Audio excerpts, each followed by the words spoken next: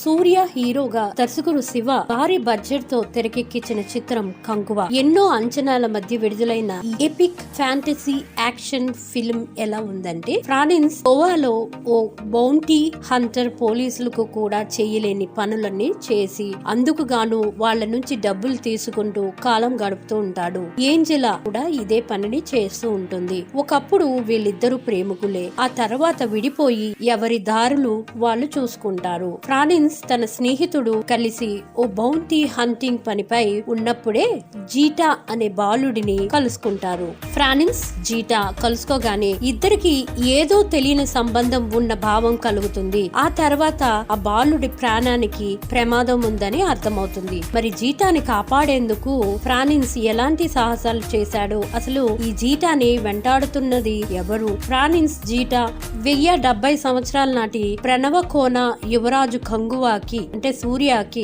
మధ్య సంబంధం ఏమిటి తదితర విషయాలు తెలియాలంటే సినిమాని చూడాల్సిందే. 1000 ఏళ్ల కిందట ఓ జానపద కథని వర్తమాన కాలానికి ముడిపెడుతూ తెరకెక్కించిన కథ కంగువా. లార్జర్ దేన్ లైఫ్ ట్రెండ్ కి తగ్గట్టుగా ఓ భారీ కాన్వాస్ తో రూపొందించారు. ఈ తరహా చిత్రాలను తెరకెక్కించడానికి ప్రధాన కారణం ప్రేక్షకుల్ని ప్రత్యేకమైన ప్రపంచంలోని లీనం చేయడమే, తాము అనుకున్న కథని చెప్పాలనుకోవడమే. ఆ ప్రపంచాన్ని ఆవిష్కరించే క్రమంలో ఇది వరకు ఎప్పుడు తెరపై చూడని నేపథ్యాన్ని, కొత్త విజువల్స్ ని కళ్ళుకు కడుతూ సరికొత్త వినోదం పంచే ప్రయత్నం చేస్తుంటారు. ఇక ఎమోషనల్స్ అవి ఏ తరహాల సినిమాకైనా అవసరమే. 1000 ఏళ్ల కిందట ఫ్యాంటసీ ప్రపంచాన్ని పక్కాగా ఆవిష్కరించి అందులో తీసుకెళ్లగల దర్శకుడు చిత్రబృందం సఫలమైంది. కానీ కథని చెప్పడంలో శివ తడబాటుకి గురయ్యాడు. కథని వర్తమానంలో ముడిపెట్టేందుకు క్రమంలో ఫస్ట్ 20 మినిట్స్ సాగే సన్నివేశాలన్నీ కూడా మనకి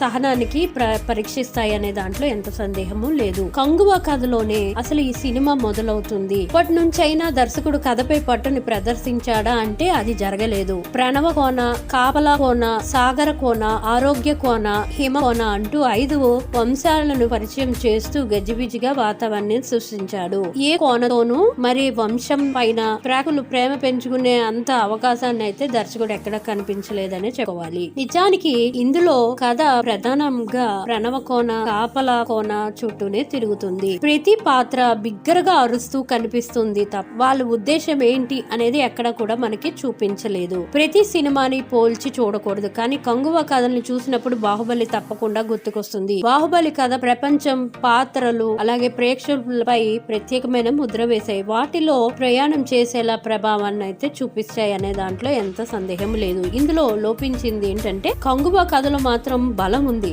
దర్శకుడు ఆలోచనలో కూడా పదనైతే కనిపిస్తుంది. అవి తెరకెక్కించిన విధానమే నచ్చలేదనే చెప్పాలి. ఆ 2 పాత్రల మధ్య పిండిన భావోద్వేగాలు ఈ సినిమాకి హైలైట్. కుటుంబం కోసం కంగువ నిలబడే తీరు గాని, పలావని కాపాడడం కోసం తను ఎంచుకున్న దారి తదితర విషయాలన్నీ కూడా చాలా బలాన్ని అయితే ఇచ్చాయనే చెప్పుకోవాలి.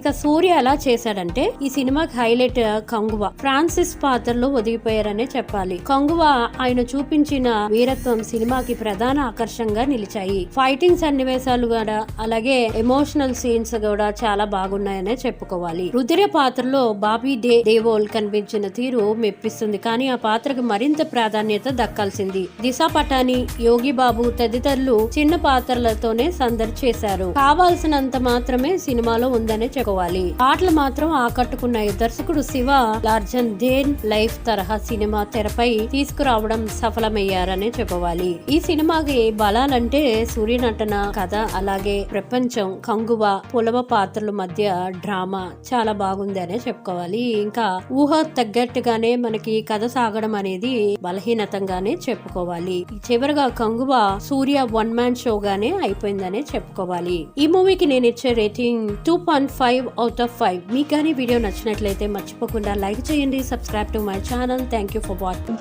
Please subscribe.